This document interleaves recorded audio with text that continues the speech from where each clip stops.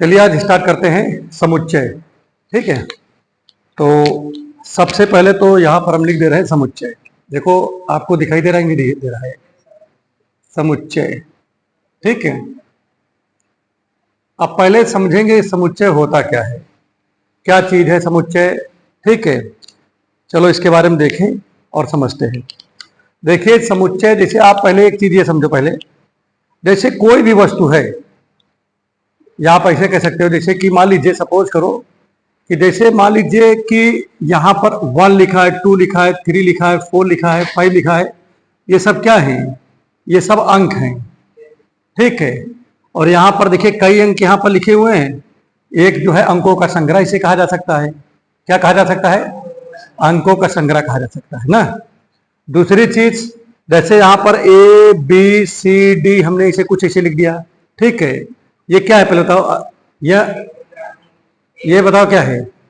ये अक्षर है कि कौन सा अक्षर है बताओ? अंग्रेजी का अक्षर है। अब यहाँ पर देखिए कई अक्षर यहाँ पर आपको दिख रहे हैं, तो आप ये बोल सकते हो कि ये भी क्या है? एक संग्रह है। किसका संग्रह है बताओ? अक्षरों का संग्रह है।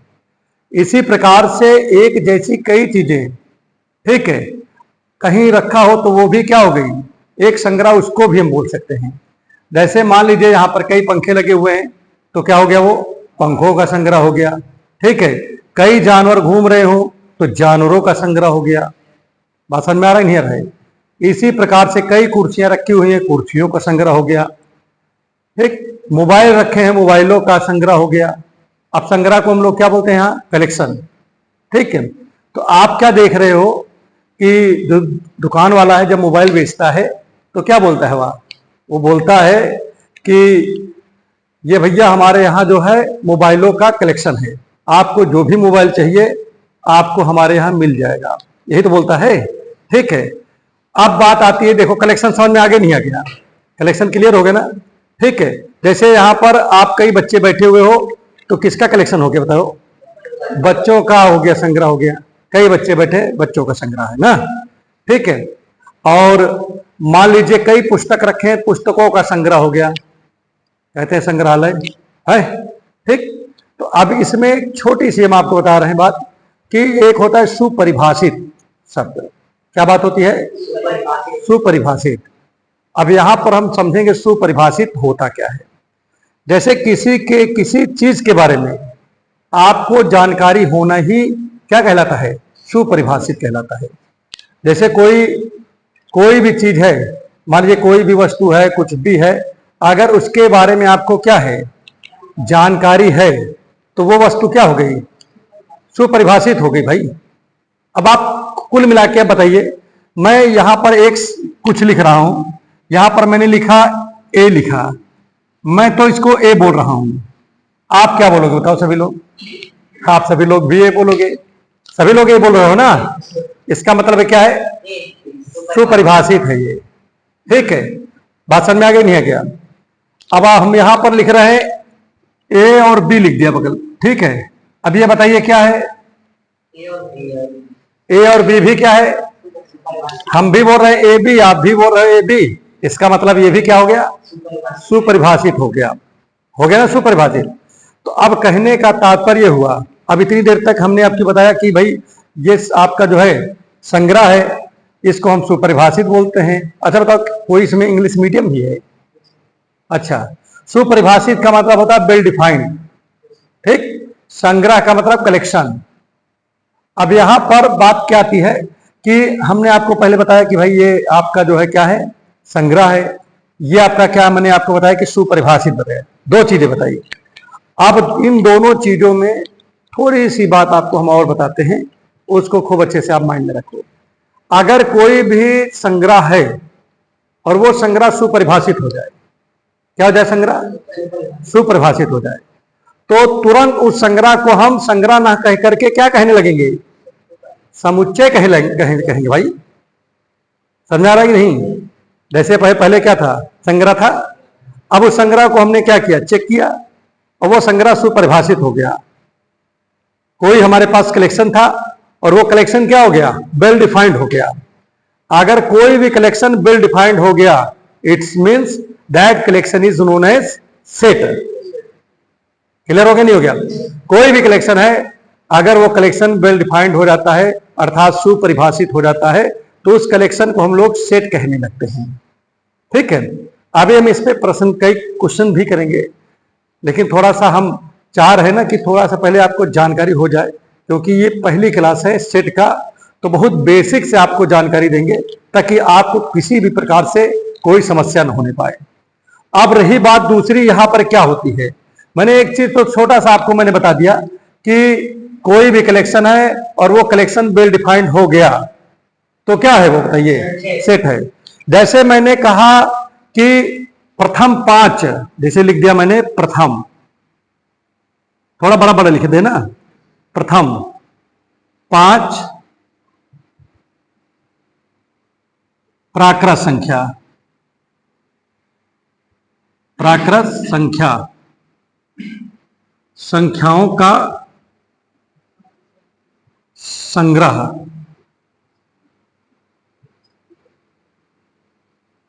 ये है। ठीक है,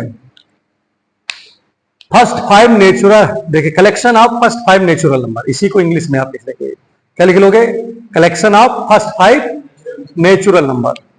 अब आपको पता है कि भाई नेचुरल नंबर होता क्या है, all counting number is known as natural number, मतलब जो जहां से हम किसी भी चीज को गिनना शुरू करते हैं वो हमारा क्या होता है, नेचुरल। जैसे हम कहां शुरू करते हैं भाई, 1 से शुरू करते हैं, 1 से शुरू करते हैं, 1 2 3 4 5 6 डॉट डॉट हम चले जा रहे हैं आगे की ओर है।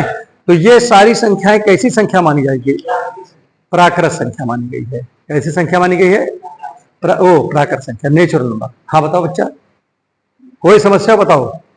देखो कोई परेशान होने की आवश्यकता नहीं है, क्योंकि देखिए आपकी क्लास है और आपको कहीं पर भी कोई समस्या होगी तो मेरी जिम्मेदारी है। ठीक है, तो आप हमारे जिम्मेदारी बैठे हो, तो कहीं पर भी आपको जैसे समस्या हो तो आप हमसे जरूर पूछ लिया करो।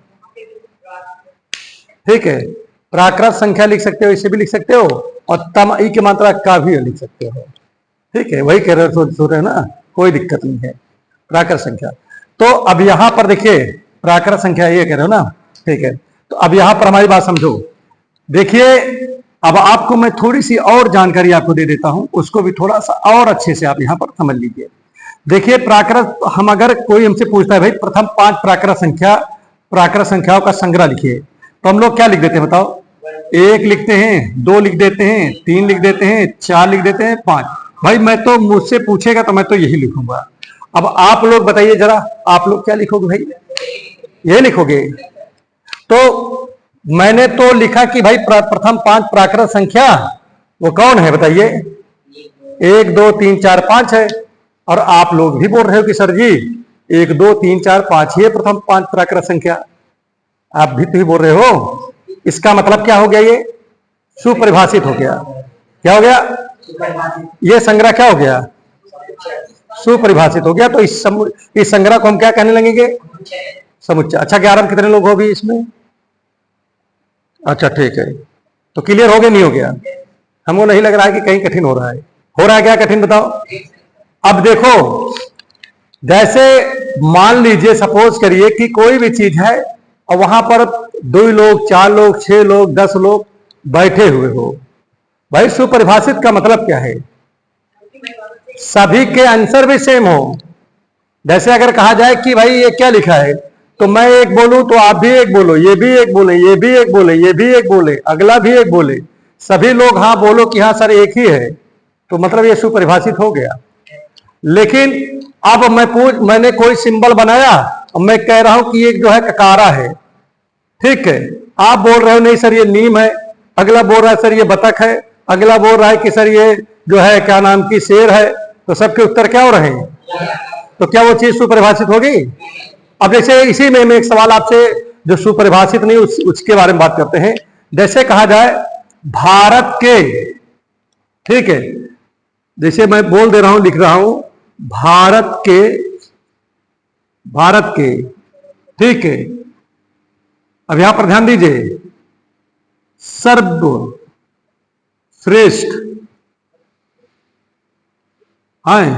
खिलाड़ियों का संग्रह। अब बताओ भारत के सर्वश्रेष्ठ 11 लिख दीजिए, 11 भारत के 11 सर्वश्रेष्ठ खिलाड़ियों का संग्रह, द कलेक्शन ऑफ, समझ रहे हो ना क्या सर्वश्रेष्ठ का मतलब क्या? जो अच्छा खेलते हैं, हाँ, जो अच्छा खेल रहे हैं वही सर्वश्रेष्ठ हैं। जो सबसे बढ़िया खेल हैं सब कहो में आए, जो बढ़िया सब फील्डिंग बैटिंग सब कुछ कर ले रहे हो उनको हम सर्वश्रेष्ठ बोल सकते हैं। ठीक है, तो अब यहां पर भारत के मतलब जो 11 सर्वश्रेष्ठ खिलाड़ी हैं उनमें आपको जो है किसको किसको देना चाहोगे जगह? इसे मान लीजिए कि हमने मान लीजिए कि धोनी को दे दी जगह, तो क्या आप दोगे? सभी लोग धोनी की जगह दे सकते हो, दोगे कि नहीं दोगे? अच्छा, आप नहीं दोगे। अच्छा, मतलब इस 11 प्लेयर में जो है धोनी नहीं रहेंगे आपके हिसाब से? अच्छा ठीक है, आपके हिसाब से रहेंगे कि नहीं रहेंगे? आपके हिसाब से रहेंगे। आपके हिसाब से? आपके हिसाब से? ठीक है, आपके हिसाब से।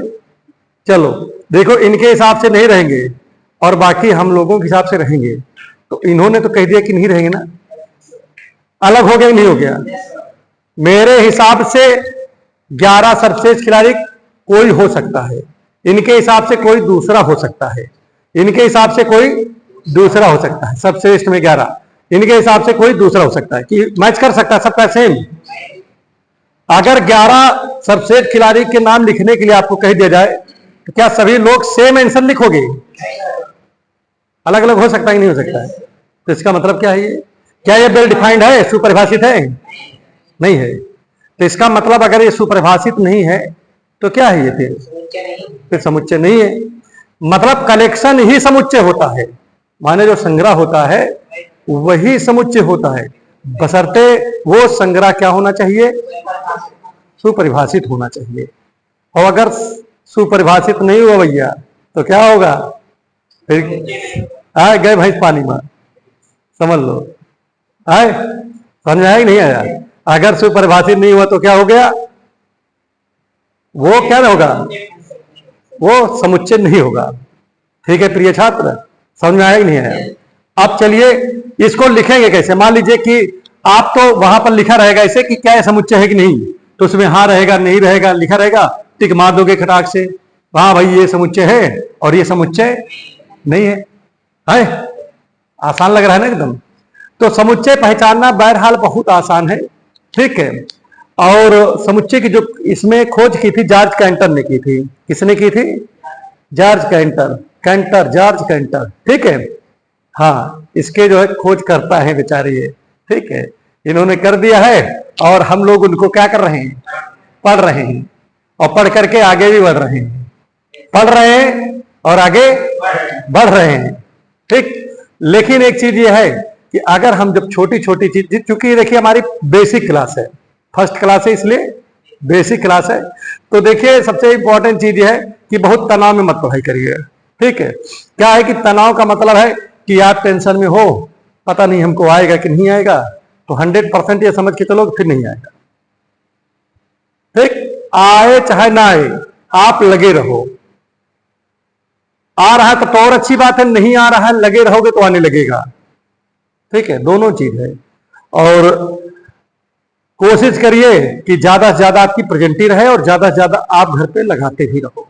100% आपको सब कुछ आएगा, बहुत बेहतरीन तरीके से आएगा। ठीक है, हाँ।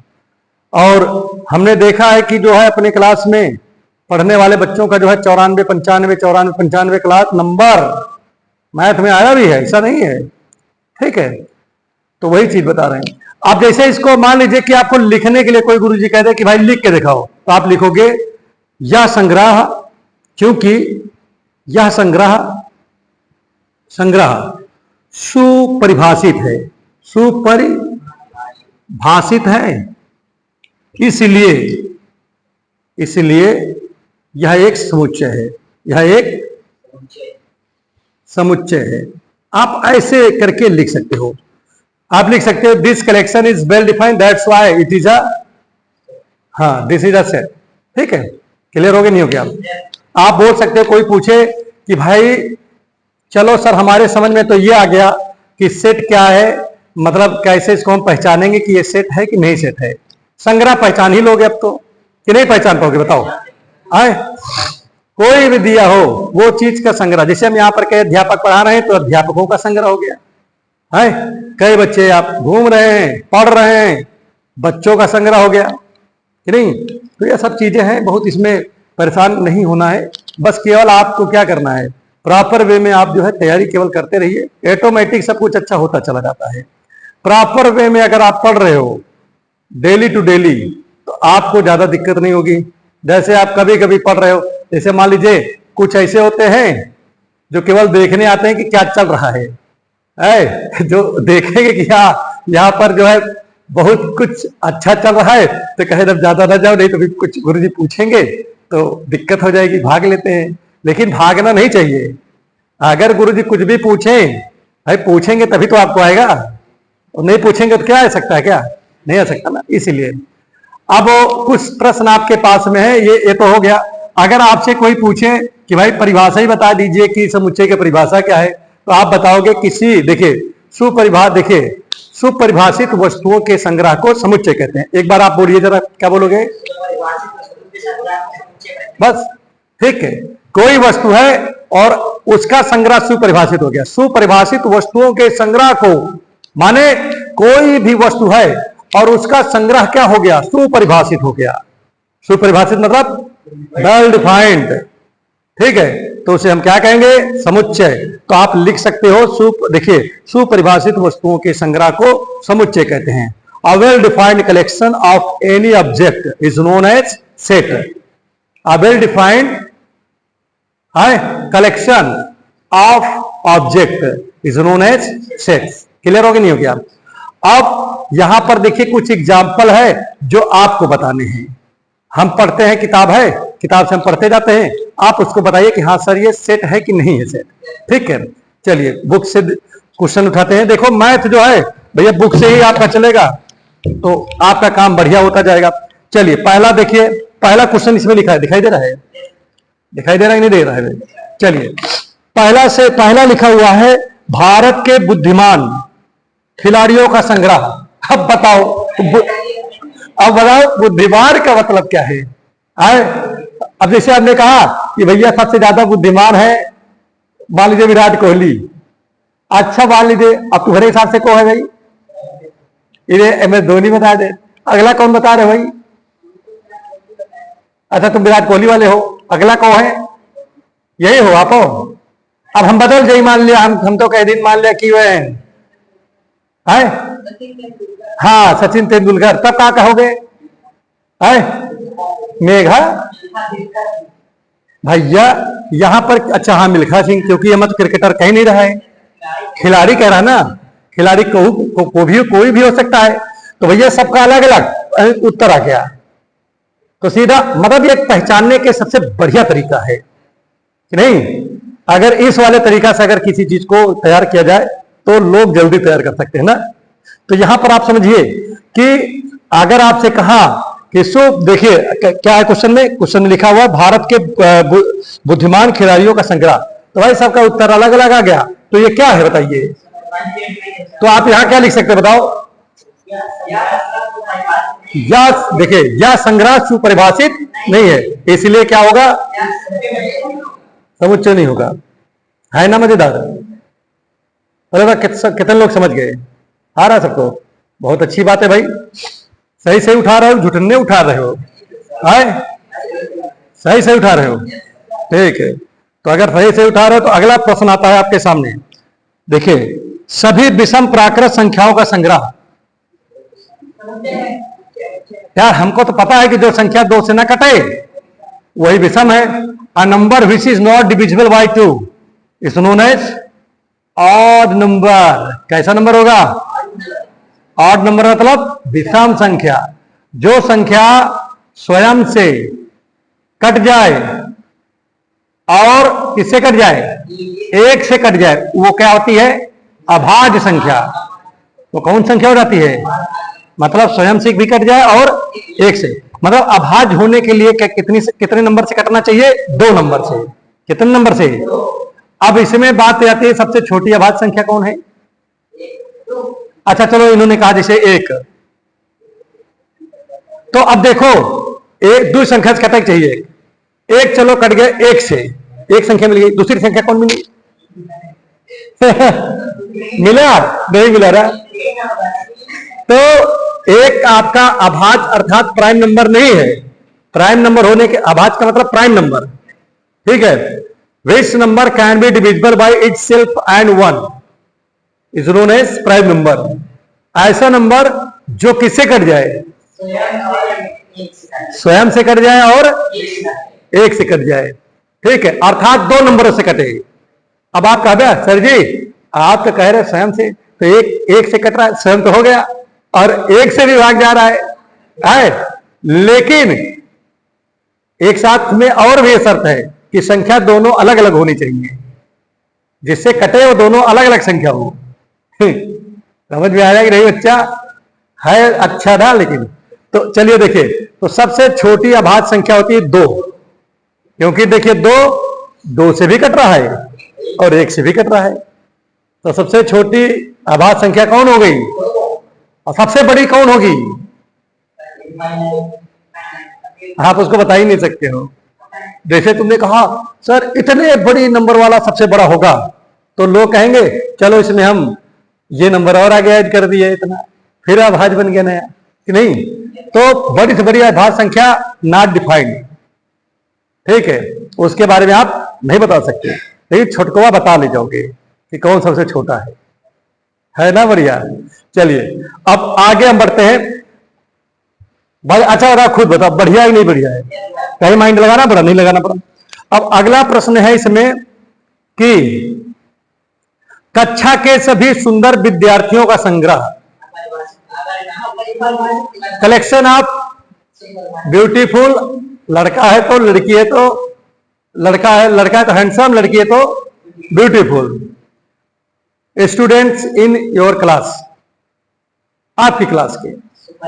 तो पहले बताया ये सुपरिभाषित हो सकता है?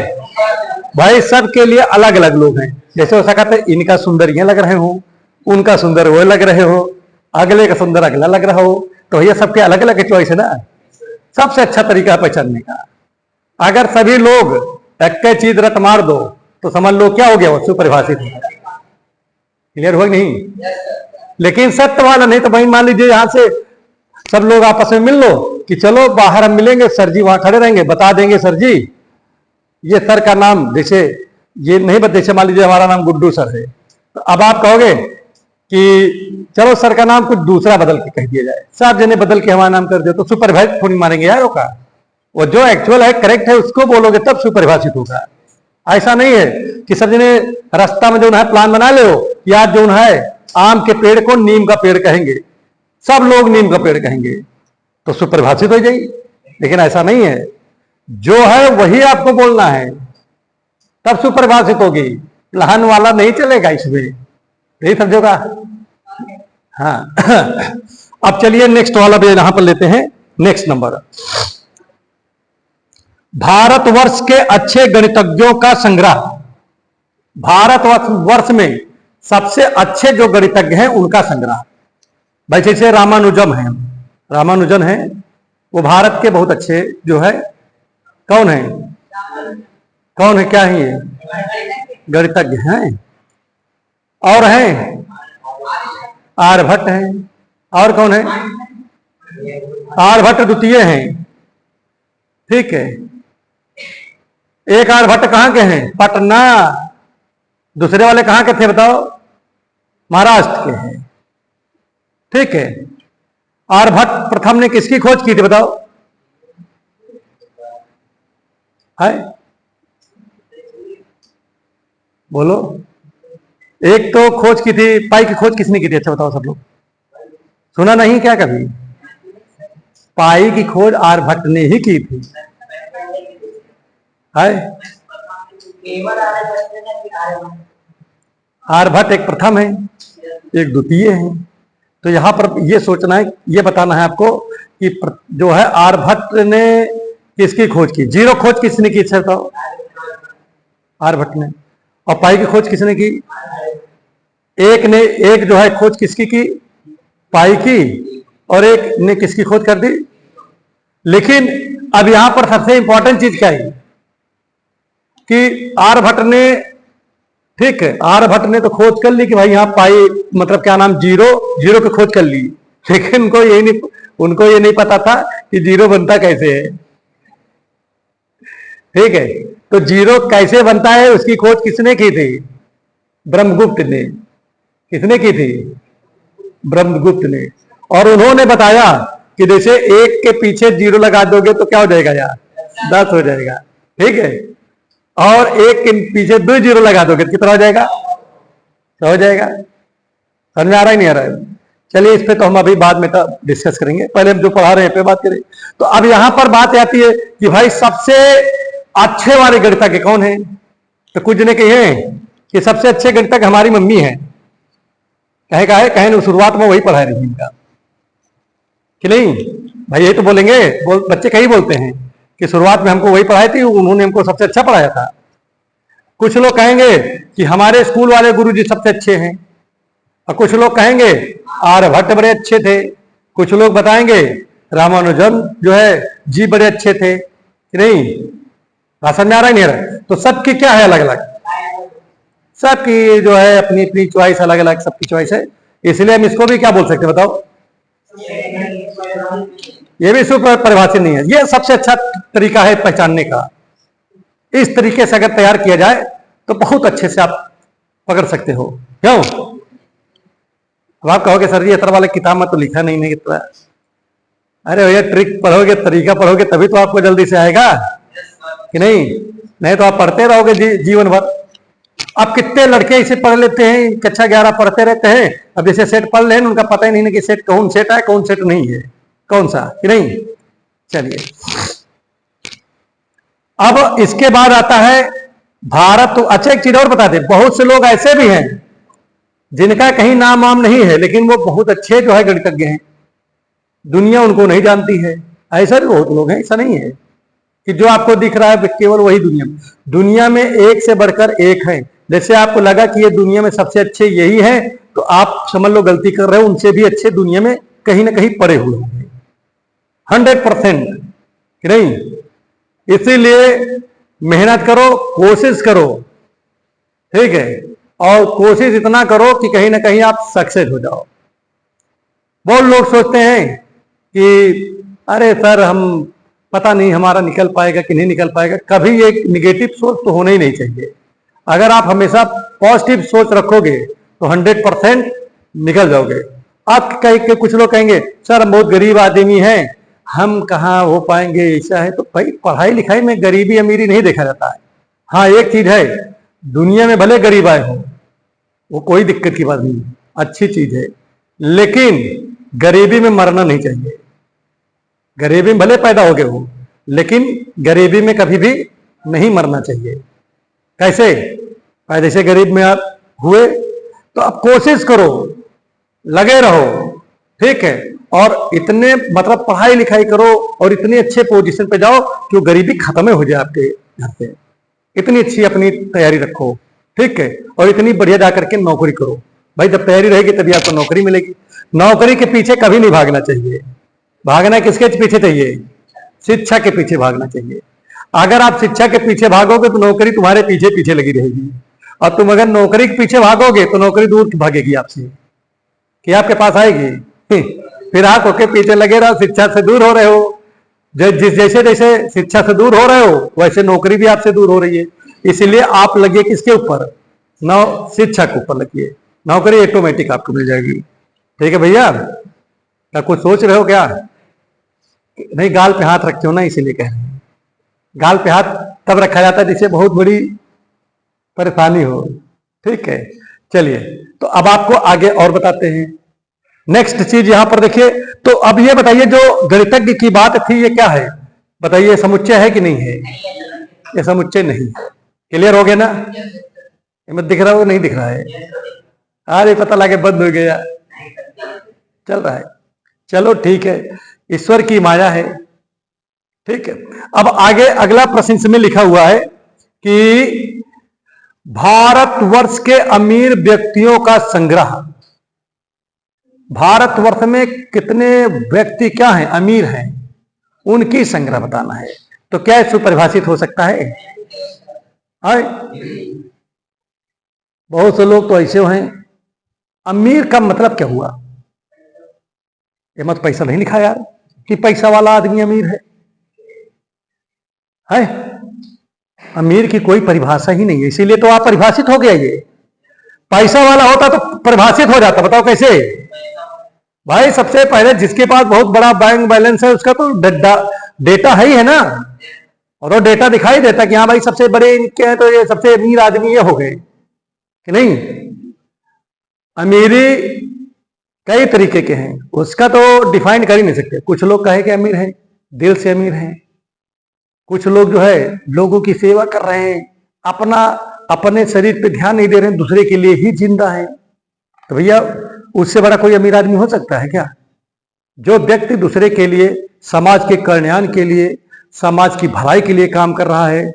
क्या जो है बहुत से आदमी ऐसे हैं जो जिसके पास बहुत पैसा है लेकिन वो समाज में ऊपर अपना पैसा नहीं लगा रहे हैं। ठीक है, वो मरने के बाद में उस पैसे को अपने साथ में लेके चले जाएंगे, ऐसा उनको लगता है। ठीक है भाई, इसीलिए कहा जाता है कि ऐसा पैसा किस काम का जो किसी के काम ना आए। तो अगर पैसा उनके पास है और वो उस पैसे से किसी की भलाई भी नहीं हो पाई तो कोई नहीं, तो उसको अमीरी ना कहिए आप। अमीरी तो वो हो गई जो किसी के लिए क्या कर दें, किसी की परेशानी को अपनी परेशानी समझ रहा है, किसी की भलाई उसके लिए परेशान हो रहा है, उसके आगे पीछे दौड़ रहा है। ठीक है, वो भी एक आदमी अमीर है भाई। ठीक है, तो इसीलिए क्या है, अमीरी शब्द कभी भी ये सुपरिभाषित होता ही नहीं है। ये होता है, बताइए भाई, अमीरी बहुत सी उसके क्राइटेरिया है। आप दिल के अमीर हो, कुछ लोग पैसे के अमीर हैं, कुछ लोग और किसी चीज के अमीर है, तो सबके पास अपना अपना वो है। तो इसीलिए क्या हो गया ये भाई, सबके उत्तर अलग हो रहे कि नहीं हो रहे? बता, अच्छा होंगे उत्तर अलग कि नहीं? ठीक, जैसे बताएंगे वो बहुत अमीर है, इन्होंने बताया कि जो है किसी का नाम लेकर के बता दिया कि सर वो सबसे अमीर है, क्योंकि उन्होंने अपने अंग को जो है क्या नाम कर दिया, डोनेट, मतलब क्या कर दिया, दान कर दिया। ठीक है, डोनेट कर दिया, अपने अंग को डोनेट कर दिया भाई, उससे वो एक इस लाइन में अमीर हो गया। ठीक है, तो इसकी तो कोई वही परिभाषा नहीं है भाई। ठीक है, तो क्या हो गया बताइए? तो आप क्या लिखोगे? यह संग्रह सुपरिभाषित नहीं है, इसलिए यह समुच्चय नहीं है। देखो मैथ है, बिल्कुल हिंदी की तरह पढ़ा रहा हूं, लेकिन अभी आगे आएगा तो लिखना पड़ेगा। अभी तो पहली क्लास है ना, इसलिए मोड चल रहा है। ठीक है, इसमें आपको माइंड नहीं लगाना पड़ रहा है कि लगा रहे, बताओ अच्छा है। चलिए ठीक है, तो और डेली प्रतिदिन बेटा आइएगा ताकि और अच्छे से आपको चीजें समझ में आ सके। देखिए, किसी लेखक द्वारा लिखित पुस्तकों का संग्रह। कोई लेखक अगर कोई पुस्तक लिख रहा है तो क्या उसका डेटा हमको मिल सकता है? नहीं मिल सकता। जैसे मुंशी प्रेमचंद जी ने जो चीज लिखा, तो क्या उसका डेटा मिल जाएगा? नहीं मिल जाएगा आपको? अभी तो आपको नहीं मिलेगा। हाँ, वही तो है इसमें जो लिखे हैं, जो मतलब किसी लेखक द्वारा लिखित पुस्तकों का संग्रह। तो जो कोई लेखक है, मान लीजिए कोई लेखक है जो पुस्तक लिख दिया है, उनका संग्रह पूछ रहा, उसका कलेक्शन, तो सुपरिभाषित ही नहीं। जैसे मैंने बता दिया कि लेखक ए ने अपनी रचना RSTU 4 लिख दिया है। मान लीजिए समझो कि एक व्यक्ति है, उनका नाम ए है, और इन्होंने एक बुक लिखा है, उसका नाम P है, दूसरे का नाम Q है, तीसरे का नाम R है, और चौथे बुक का नाम है यस है। तो अब इन्होंने लिखा 4 बुकें, मान लीजिए, सपोज करिए, बस इसे केवल छोटी बात है, PQRS 4 बुकें लिखा। तो अब हमसे कोई पूछेगा कि गुरुजी बताओ कि इन्होंने कौन कौन सी बुक लिखी है, तो हम तो कहेंगे भाई P लिखा है, Q लिखा है, R लिखा है, यस लिखा है। और आपसे पूछेंगे तो आप क्या कहोगे भाई? आप भी तो ही बताओगे या बदल जाओगे? ये बताओ। अच्छा ऐसा तो करोगे नहीं, आप भी तो ही बोलोगे। तो इसका मतलब क्या है? ये ठीक है, यह संग्रह सुपरिभाषित है, इसलिए क्या होगा, समुच्चय है। समझ में आ गया नहीं आ गया? क्लियर हो गया भाई? कठिन लग रहा है क्या? आसान है, चलो कोई बात नहीं है। देखो, जब आपको समझ में आ जाता है तो आपको कभी भी मतलब क्या नाम की दिक्कतें नहीं होती हैं। कुछ शब्द ऐसे होते हैं, देखिए, किसी भी समुच्चय में उसके अवयवों को उनके गुणात्मक के आधार पर परिभाषित नहीं किया जा सकता। कुछ ऐसे चीजें हैं, जैसे कुछ गुणात्मक शब्द कौन कौन से हैं, जैसे सुंदरता। अब पूछ लें कौन सुंदर है? माँ के लिए ओके जो है, जैसे नाक बह रहा हो बेटा तो वो बहुत सुंदर है, उसके लिए नहीं सुंदर है क्या?